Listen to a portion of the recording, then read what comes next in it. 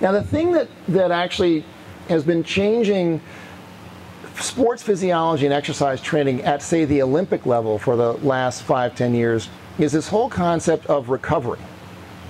And so let's switch over from these two basic forms of exercise, which is long, steady state, and high intensity, and talk about recovery. Because really, while you're exercising, what you're doing is you're breaking down your body. You're using up stuff. If you're doing strength training, you're damaging the muscles. If you're doing endurance training or intensity training, you're actually damaging them as well. And then when you recover, your muscles rebuild themselves, they grow, they not only repair all the damage you did, but they go a little bit further. Because you've said to them, hey, I'm going to be using you again tomorrow, come ready to play. And so the way I think of it now is we damage ourselves intentionally and in a really great way with exercise. We get fitter during recovery. So fitness comes to you during the next 23 hours of the day. And that's kind of an interesting concept because it makes you focus on recovery as a very, very important component of this.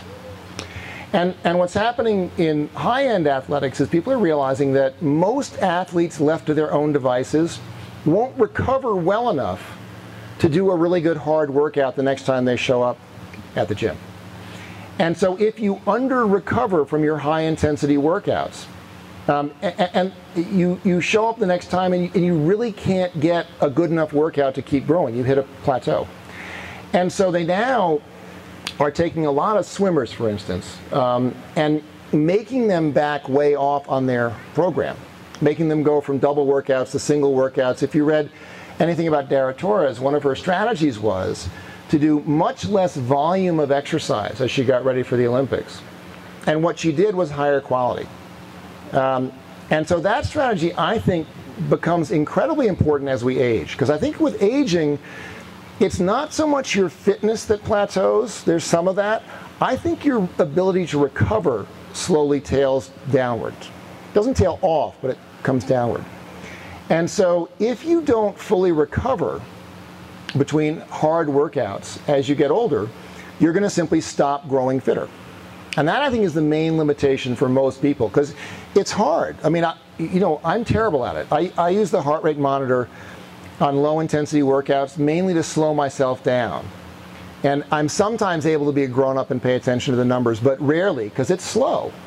Biking works pretty well, hiking works pretty well, but even there, it's hard. And yet, we went on an 11-hour hike in Colorado a few weeks ago. And for a bunch of reasons, we ended up, I wore my heart monitor, and I knew what number I intended to go at all day long. And instantly I overshot because it was too slow. But for a variety of reasons, our pace was limited down to something that was about at the right number. And so it would have been a 9-hour hike had we pushed it. It was an 11-hour hike.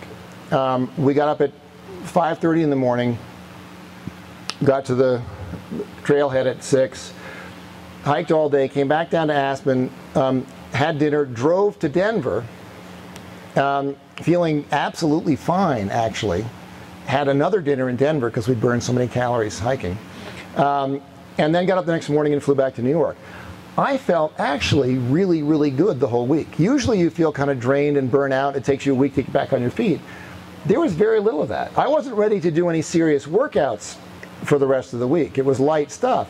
But the difference between having really pushed it and gone beyond what I was possibly going to recover from and having been regulated down into that level made an enormous difference. And it's a great discipline to learn. Then the flip side of that is that when you show up for your high intensity workouts, they ought to be pretty high intensity. So most people don't train light enough on their light days or hard enough on their hard days. And it may turn out as we get older that we have 2 hard days a week, maybe 3. I don't think we have 4. And 3 I kind of think is actually pushing it. So I'm a fan now of some very light days, some moderate days, and some very hard days. And the other interesting thing is people have looked at how do I know when I've recovered well enough?